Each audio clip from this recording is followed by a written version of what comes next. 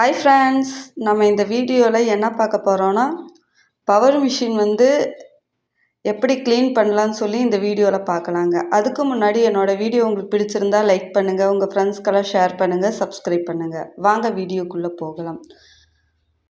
Machine top சாய்ச்சி வச்சுட்டு இது மாதிரி காட்டன் துணி எடுத்துக்குங்க.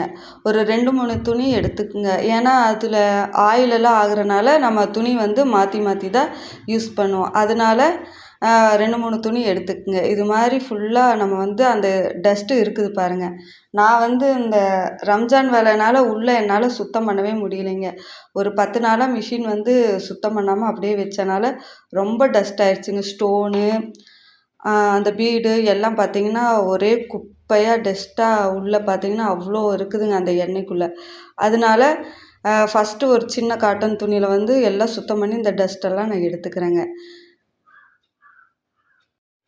அப்பப்போ பார்த்திங்கன்னா தைக்கும்போது அந்த தேங்காய் எண்ணெயெல்லாம் அந்த டப்பியெல்லாம் விழும் பாருங்க. அதுக்குள்ளே நான் விட்டு விட்டு தைக்கிறனால அந்த சவுண்டெல்லாம் நல்லா ஸ்மூத்தாக இருக்குங்க. துணியெல்லாம் சீக்கிரம் தைக்கலாங்க. 10 நாளாக சுத்தம் பண்ணாதனால ரொம்ப டஸ்ட்டாக இருக்குதுங்க. ஏன்னா ஒரு நாளைக்கு நம்ம 9 ப்ளவுஸ் 10 ப்ளவுஸ் தைக்கிறனால அதனுடைய நூலெல்லாம் பார்த்திங்கன்னா அந்த ஆயிலில் அவ்வளோ படிஞ்சிருந்ததுங்க. அதெல்லாம் சுத்தம் பண்ணுறக்கே ரொம்ப நேரம் ஆச்சுங்க. இதெல்லாம் பொறுமையாக தான் நம்ம சுத்தம் பண்ணணும். ஏன்னா அங்கங்கே கையில் காயமாயிரும். அதனால கொஞ்சம் பொறுமையாக தான் நம்ம சுத்தம் பண்ணுங்க. நான் ஆயிலில் இருக்கிற எல்லா டஸ்ட்டு எல்லாமே பார்த்திங்கன்னா அந்த ஸ்டோனு பீடு எல்லாமே சுத்தம் பண்ணி எடுத்துகிட்ருக்குறேங்க.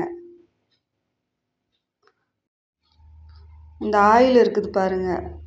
அந்த ஆயிலுக்குள்ளே பார்த்திங்கன்னா அவ்வளோ டஸ்ட்டு இருக்குதுங்க. இதில் ஹை லோன்னு இருக்குது பாருங்கள். அந்த லோவுக்கு போகும்போது நம்ம எண்ணெய் மாற்றிடணுங்க. அதனால நான் ஃபுல்லாக சுத்தம் பண்ணுறேங்க. இதை விட ரொம்ப அழுக்காக இருந்ததுன்னா ஆயிலு நம்ம கீழே கிளிப்பு மாதிரி இருக்கும். அதை நம்ம திருவி விட்டு நம்ம ஆயில் ஃபுல்லாக எடுத்துகிட்டு மறுபடியும் புதுசாக மாற்றிக்கலாங்க. ஆனால் கொஞ்சம் எனக்கு ஆயில் நல்லா இருக்கிறனால நான் அதே ஆயிலில் இன்னும் கொஞ்சம் ஆயில் சேர்த்த போகிறேங்க. அந்த ஃபஸ்ட்டு இருந்த துணி பார்த்திங்கன்னா ரொம்ப டஸ்ட்டானனால இன்னொரு காட்டன் துணி கட் பண்ணி வச்சுருந்தேன்னாங்க. அந்த துணியில் இந்த சைடு இருக்கிற டஸ்ட்டெல்லாம் எடுக்கிறேன் பாருங்கள். எவ்வளோ டஸ்ட்டு இருக்குது பாருங்கள். 10 நாள் சுத்தம் பண்ணல எவ்வளோ டஸ்ட் இருக்குது பாருங்கள்.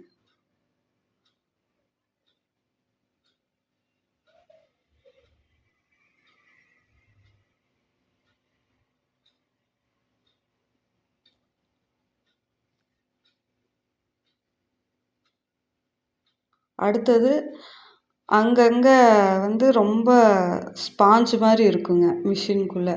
அதையெல்லாம் பார்த்திங்கன்னா இது மாதிரி ஒரு ஊசி வச்சு அந்த இடுக்குலையெல்லாம் இருக்கிற குப்பையெல்லாம் நம்ம க்ளீன் பண்ணணுங்க, அந்த டஸ்ட்டு.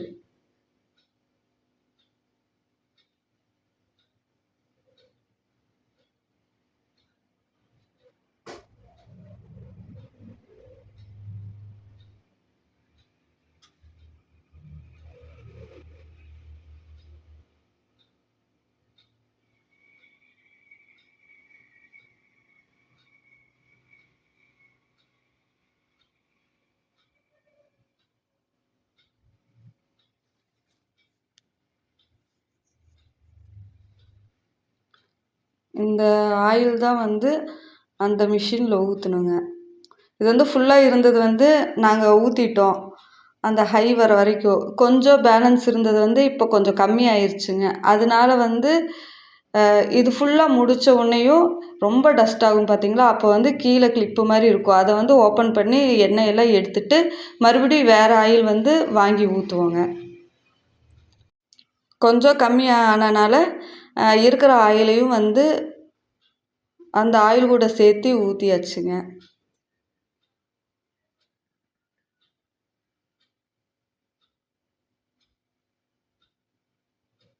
அதுக்கப்புறம் பார்த்திங்கன்னா நல்லா தொடச்சி எடுத்துக்கலாங்க.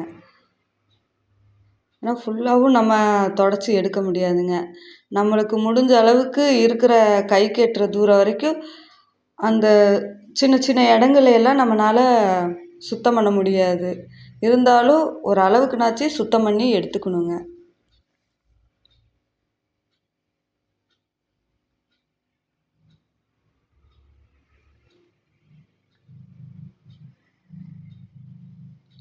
அடுத்தது வந்து எண்ணெய் வந்து இது மாதிரி விட்டுக்கலாங்க.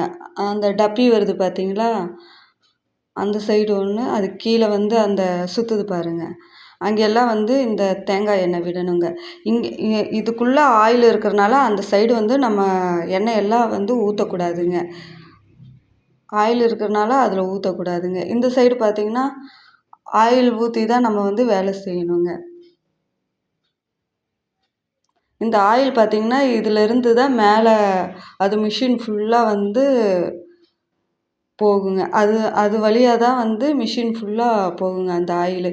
நம்ம எதுக்கு இந்த பாபின் சுற்றுற இடத்துல பாபின் டப்பி போடுவீங்களா, அதில் வந்து நம்ம எதுக்கு ஆயில் விடுறோம்னா நம்ம சவுண்டு வந்து மாறாமல் இருக்குங்க, நல்லா வந்து ஸ்மூத்தாக தைக்குங்க.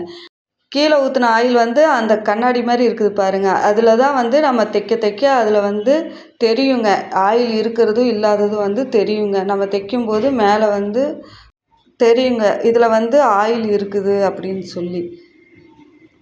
நம்ம எப்போயுமே வந்து பவர் மிஷினுக்கு வந்து ஆயில் வந்து தேங்காய் எண்ணெய் அங்கங்கே விடக்கூடாதுங்க. ஒரு சில இடத்துல மட்டும்தான் விடணும். ஏன்னா கீழே வந்து ஆயில் இருக்கிறனால நம்ம தேங்காய் எண்ணெய் வந்து ரொம்ப விடக்கூடாதுங்க.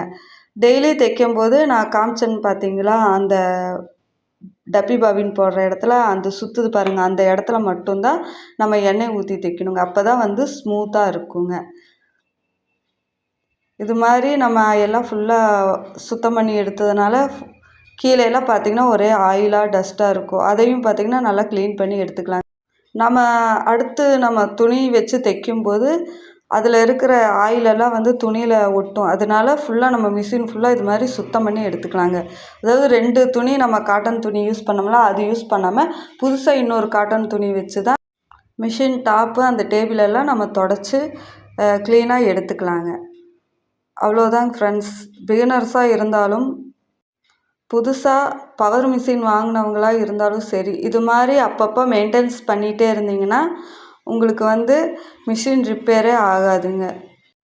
டெய்லியும் வந்து அந்த மிஷினுக்கு கீழே வந்து எண்ணெய் விட்டு விட்டு தான் தைக்கணும். தேங்காய் எண்ணெய் அந்த ஆயில் இருக்கிற சைடு நம்ம தொடாமல் பாபின் போடுவோம் பார்த்திங்களா, அந்த கூண்டில் மட்டும் அப்பப்போ தேங்காய் எண்ணெய் விட்டு தைக்கும்போது துணி வந்து சீக்கிரம் தைக்கிற மாதிரி இருக்குங்க. சவுண்டு வந்து அவ்வளோக்கா வராதுங்க. நல்லா ஸ்மூத்தாக தைச்சி எடுத்துடலாங்க. இந்த வீடியோ புதுசாக தைச்சி பழகிறவங்களுக்கும் புதுசாக பவர் மிஷின் வாங்கினவங்களுக்கும் பயனுள்ளதாக இருக்குங்க.